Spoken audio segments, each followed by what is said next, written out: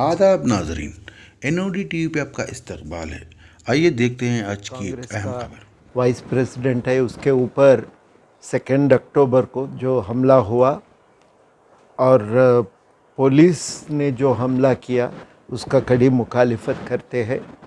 वो लोग तो बेरोज़गार है लोग, बहुत सारे लोग खुदकुशी कर रहे क्योंकि उनकी सही नौकरी नहीं मिलता। तो ये हालात में बेरोज़गार को मिटाने के लिए उन लोग अपने कुछ प्रोग्राम बना के प्रोटेस्ट सरकार के खिलाफ आवाज़ उठा रहे, और ये तो हमारा हक है। अगर आप दस्तूर को देखते हैं तो आर्टिकल 19 में ये साफ बताए कि हमें कुछ ऑर्गेनाइजेशन बनाने का, मीटिंग रखने का और हमारा आवाज़ सुनाने का हमें हक है, और इस हक का सही इस्तेमाल नहीं करेंगे तो जमहूरियत मजबूत नहीं रहेंगे, जिंदा नहीं रहेंगे। तो इसीलिए ये हक को सही इस्तेमाल करना, आवाम का जो भी तकलीफ़ है उसको उसके खिलाफ लड़ना हमारा जिम्मेदारी होता है, और उन जिम्मेदारी निभा रहे वो लोग। सरकार खुश होना चाहिए कि कुछ ऐसे लोग आकर जो तकलीफ़ है आवाम का उसके बारे में बात कर रहे, उसको मिटाने के लिए कोशिश कर रहे, लेकिन उनके ऊपर जो हमला हुआ वो गलत है। और सुप्रीम कोर्ट ये बताते हैं कि आप इसको रोकना गलत है, आप रेगुलेट कर सकते लेकिन रोक नहीं सकते। तो ये जो सरकार ने जो तरीका अपनाया वो गलत है, और ऐसे जो कारनामे किए उस दिन वो पूरा इंक्वायरी होना चाहिए। जो भी जिम्मेदार है ऑफिसर, उनके खिलाफ एक्शन भी होना ज़रूरी है ताकि आगे ऐसा कोई रिपीट ना हो। तो हम ये चाहते हैं जल्द से जल्द सरकार इसके खिलाफ कार्रवाई चलाना चाहिए, और हम ये चाहते हैं, हम तो लड़े तेलंगाना के लिए, ऐसे तेलंगाना के लिए नहीं जिस तेलंगाना में जमहूरियत हो मजबूत, हम यही चाह रहे थे।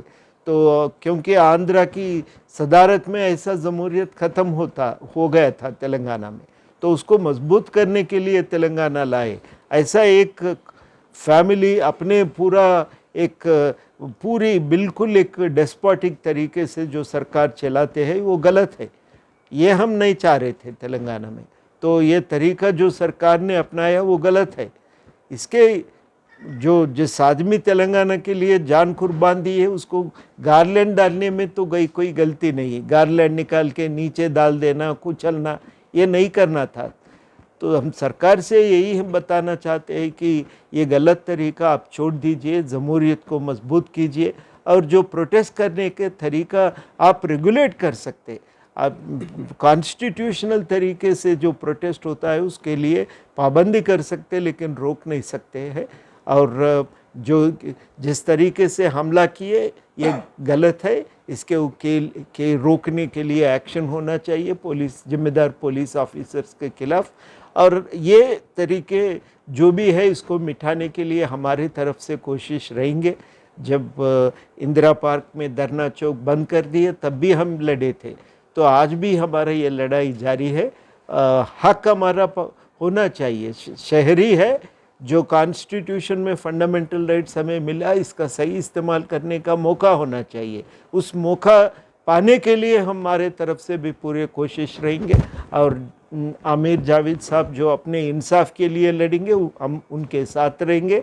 इंसाफ जब तक उनको हासिल नहीं होता तब तक हम उनके साथ रहेंगे और उनके लड़ाई में भी मदद देंगे। 2 अक्टूबर के दिन जो वाक़या आमिर जावेद भाई के साथ पेश आया, पुलिस का प्लान्ड अटैक ज़ाहिर हो रहा था, क्योंकि तेलंगाना मूवमेंट के रूह रवां जो थे श्रीकांताचारी, जो अपने आप को ख़ुदकशी कर तेलंगाना मूवमेंट के लिए एक रूह रवा बने थे, उसकी गुलपोशी करके तेलंगाना के नौजवानों के जो मसाइल है उस पर एक प्रोग्राम कर जब वापस आ रहे थे, आमिर जावेद के ऊपर जो अटैक हुआ पुलिस का, पहले उन्होंने पैर पे मारा, फिर पीठ पर, फिर उसके बाद हाथ पर टारगेट करके मारा गया।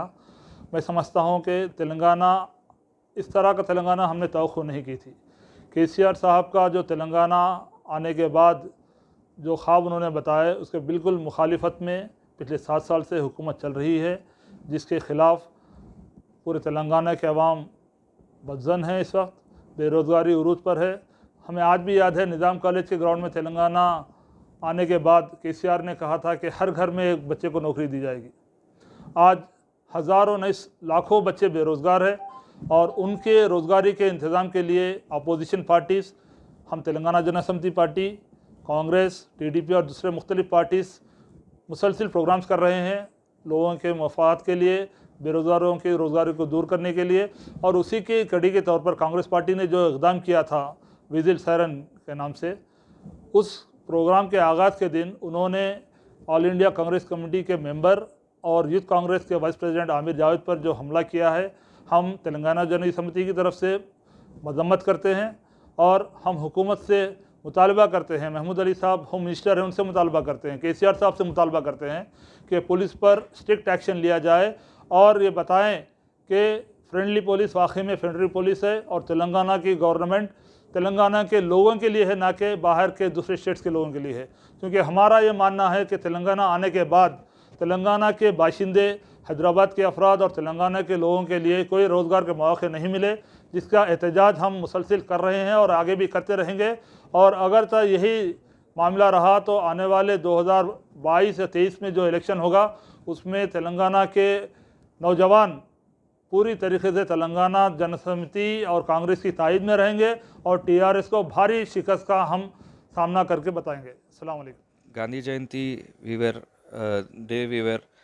our PCC president Revant Reddy Garu had announced for a protest against the unemployment.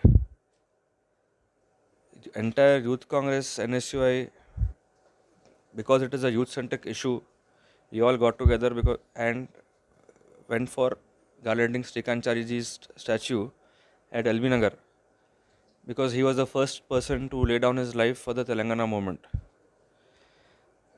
After the protest was our All India President B.V. Srinivas Garu, State President Shivsena Reddy Garu and myself were leading the protest.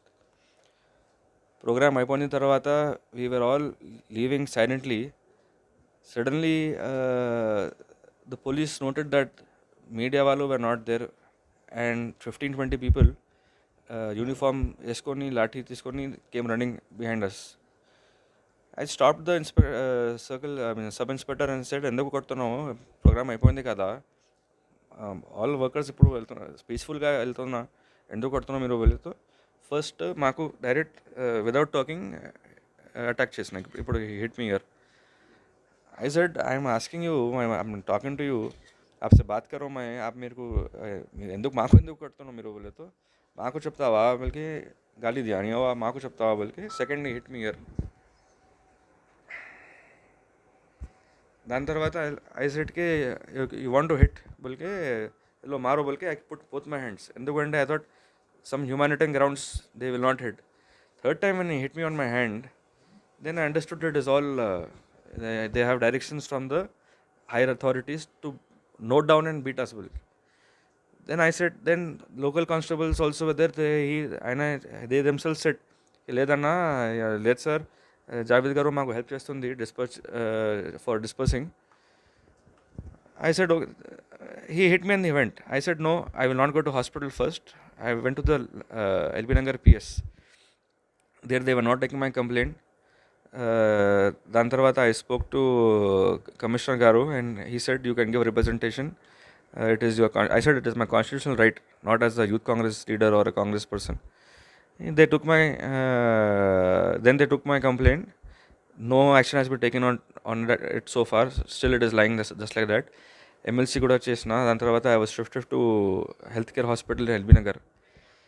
Then the doctors gave me injections and gave me tablets. They said ke ipudu rest cheyali meeru, you want to rest here lekapothe you can go to your house and rest. So I came home. My only thing is that ipudu KCR Garu is enjoying his CM-ship because of the people, Yuva who lost their life, gave their life for the moment. He is not letting us garland the martyr who is laid down the first life for Telangana movement.